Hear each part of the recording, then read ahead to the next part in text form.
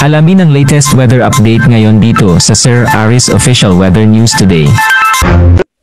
At tara na sa ating latest satellite images as of ngayong araw. So makikita natin dito sa ating latest satellite images itong patuloy na tang-iral ng southwest monsoon ngayong hanging habagat sa buong bansa. Sa kasalukuyan, wala pa naman tayong minomonitor na low pressure area, pero may minamataan tayong mga cloud clusters o yung mga kumpul ng kaulapan dito sa silangang bahagi ng Visayas, Mindanao area. So, pati na natin ito minomonitor sa kasalukuyan, hindi pa naman ito low pressure area.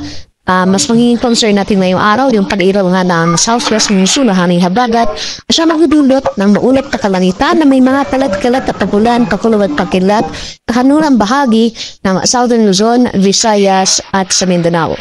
Samantala sa Metro Manila at malalabing bahagi pa ng ating bansa ay bahagi maulap hanggang sa maulap na papawirin ang ating inaasahan. Kasamahan lamang yan ng mga pulupulong pagulan na may pagpulo at pakilat na dulot ng thunderstorms.